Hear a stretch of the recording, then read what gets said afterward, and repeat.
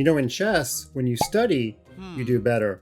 Funmaster Mike, that's the most boring statement you've ever made. Yeah, but it's true. In fact, I recently studied and I improved because I just recorded the ChessKid lesson, The Fighting King. It was one of the most recent ones that we've revealed. That was Super King 21 for any of you who are really far advanced. And you know what? Sometimes in studying these examples to make videos for, I learn ideas that I can use. And just recently, I got to use a Fighting King example in one of my own games, and I want to show it to you.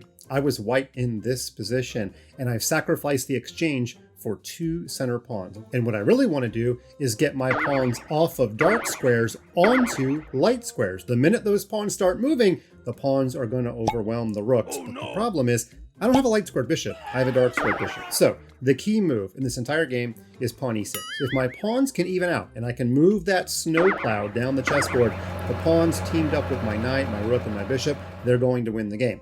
Right now, though, black has a really nice blockade going. Not that I can't push, but if I push, then I lose the pawn right beside it. If I push right now, rook takes, and now no more snowplow. I only have 1 tire on my snowplow, and I don't think that is a very good machine. So what I did first was play the move bishop c7, defending this pawn, and if I can play e6 in the next move, I officially trap this rook. Black would have to sacrifice a bishop just to save the rook. So black plays the best move. King f7, stopping me from being able to play the move e6. Now, we've reached kind of a funny position. Black almost can't move. If black moves this rook, I can push. If black moves this rook, well, good luck finding a safe square. If black moves the king, I should be able to push. So all black can really move are some pawns and maybe toggle this bishop around the board. Maybe this square, this square. I knew black's position was almost zugzwang, but I didn't realize how bad it was, so I just started making moves. I played king f2. I didn't know what I was doing. I just thought, well, hey, you know, it's the end game. Let's move the king up a little bit.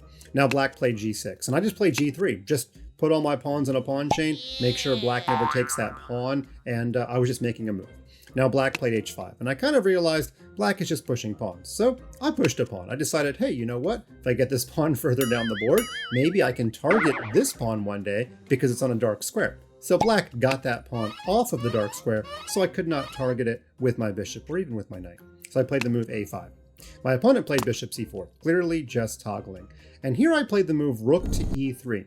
There was a definite thought that I finally had. Yes, that's right. Every once in a while, even in a 5-minute YouTube video, I get one good thought. I thought, I need to get my king in the game. But if I go back, if I start getting my king in the game right away, I've crossed over. And as we learned in Ghostbusters, don't cross the streams. The rook needs to protect this pawn. I would just hang a pawn if I play the move king e3. There'd be 2 attackers and only 1 defender on my e5 pawn. Look, if you don't believe me, I'll draw arrows. So rook to e3, and black just continues toggling the bishop. Now my king walks behind the pawn. Honestly, it doesn't matter if you go to e2 or e1, but I just wanted to avoid the light squares since, you know, I didn't want to give a check to my opponent. Just played king e1. My opponent played g5, and I continued ignoring. I played the move king to d2. Here comes the king, h4, and the fighting king continues. And you can see my plan is super simple. I'm just going to play king here, and when the bishop moves, I can either play king here and go after the a pawn, or I can play king here and go after the rook. In fact, black, well, I guess black could push more pawns, but if black starts toggling the bishop, let's say to this square, I'll just move the king up. Notice I'm using all dark squares. If you don't remember the path of the king, well, this is it, right? All dark squares. And then if the bishop makes another toggling move, I'll play king here.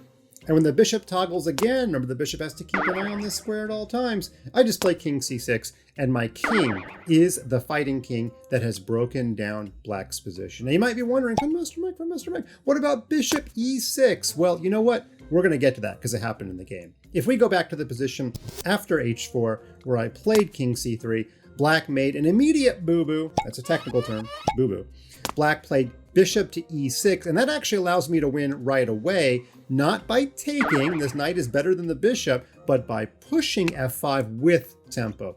Black was preparing to meet f5 with pawn takes pawn, all of the previous moves, but in this position, black of course cannot play pawn takes pawn because I can take the bishop with check and frankly win everything before black can take my knight on d4. So black tried to sacrifice, but after takes, I had 2 minor pieces and a bunch of strong center pawns for the rook. This rook, by the way, basically can't move, and I went on to win in about, well, actually it took me about 40 more moves, but I got the job done. A great example of studying those ChessKid lessons and using them. In this case, it was me studying me.